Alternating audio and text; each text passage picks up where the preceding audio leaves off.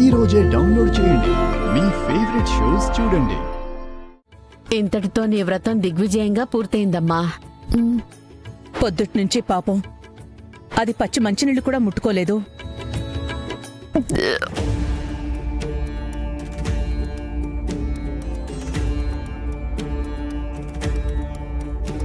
పొద్దున్నుంచి ఏమీ తినలేదు కదా, ఎంటీ స్టమక్ వల్ల తేనుపులు వస్తున్నాయి అనుకుంటా. అవును, నేను బయట తిన్నానని తెలిస్తే మొత్తం కక్కేంత వరకు కొడుతుంది అమ్మ. పండు, అమ్మగారు ఆ ప్రసాదం తీసుకురా. ప్రసాదం తింటే నీ వ్రతం పూర్తయినట్టేనమ్మా. విహారీ, ప్రసాదం తినిపించినానా?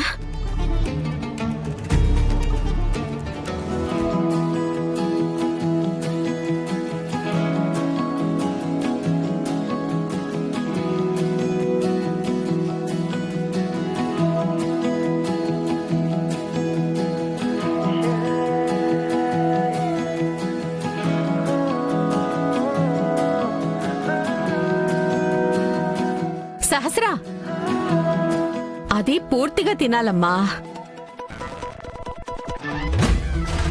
ఇదంతా తినాలా? అబ్బో. సరే అత్తయ్య.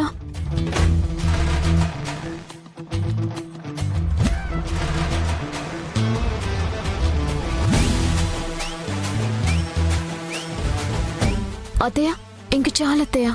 అమ్మా, అదేంటమ్మా అప్పుడే ఎక్కడికి? ఇంకా ప్రసాదం చాలా ఉంది. ఆకలేసి పీకల దాకా తిన్నాను, లోపల కొంచెం కూడా ప్లేస్ లేదు. పండు, టేబుల్ మీద ఉంది అమ్మగారు.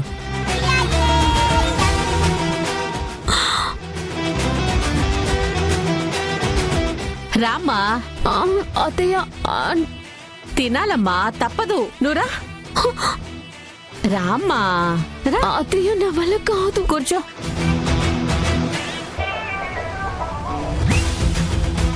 ఉష్ బాబోయ్, ఇంత నేను తినలేను. విహారీ, నువ్వు రారా. అమ్మా, నేను అప్పుడే తిన్నానమ్మా. పిలుస్తుంది నిన్ను తినమని కాదురా. సహస్ర వ్రతం విరమించాలి కదా, భర్త చేతుల మీదుగా భోజనం తినిపించటం ఆనవాయితీ.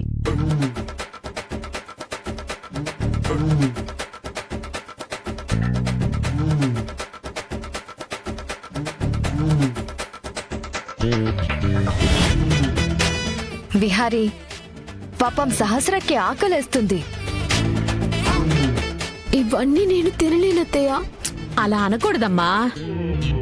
ఉపవాసం విరమించగానే అరిటాకులో పెట్టినవన్నీ మిగిల్చకుండా తినాలి. ఇందాక పండుగడు కొంచెమే పెట్టాడే, కానీ నీకు ఆకలి ఎక్కువ కదా, అందుకే నేనే దగ్గరుండి అన్నీ ఎక్కువ పెట్టించాను. ఇంత తింటే నేనేమైపోతానో ఏంటో. విహారీ, త్వరగా తినిపించు. విహారీ, ముందు స్వీట్తో మొదలు పెట్టాలిరా.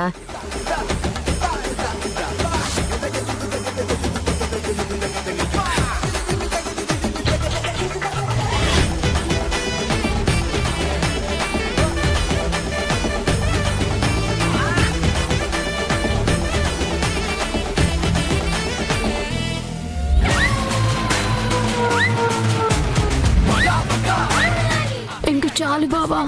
అలా అనకూడదమ్మా, పాపం తగులుతుంది. మొత్తం తినాలి.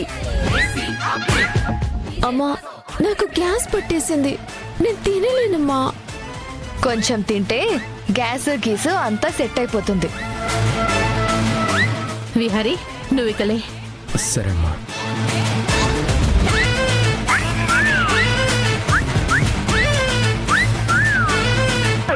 నువ్వు తినమ్మా. ఛ,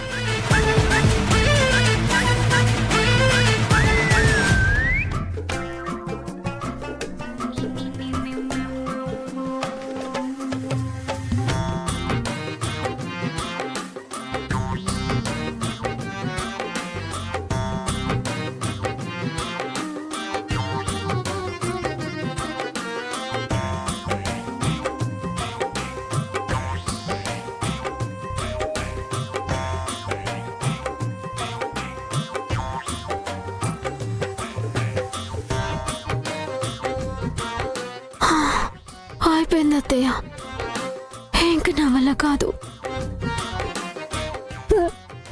అయ్యో సహస్ర,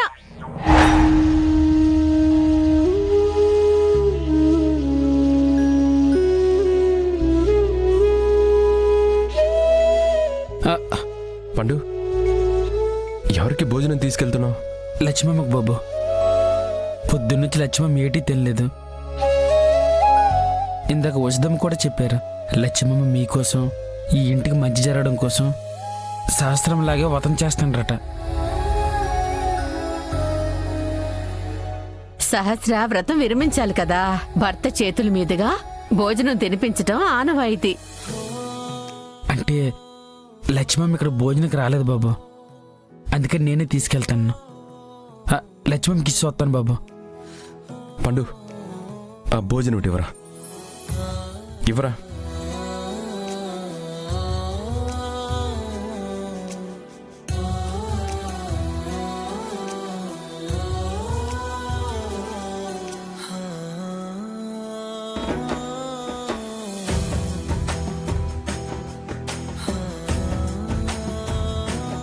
ఎన్ని రోజులు నువ్వు చేసిన మోసానికి, ద్రోహానికి నాలో నేను తల్లడిల్లిపోతున్నాను. నువ్వు ఏ కార్యం చేసినా అది మాకు అశుభం.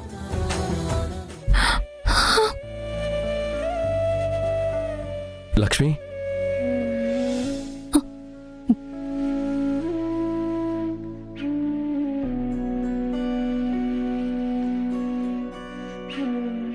మీరు భోజనం తీసుకొచ్చారేంటి విహారీ గారు? ఏం లేదు, ఈరోజు నువ్వు వ్రతం చేసావంట కదా, పొద్దున్నుంచి ఉపవాసం ఉన్నావు.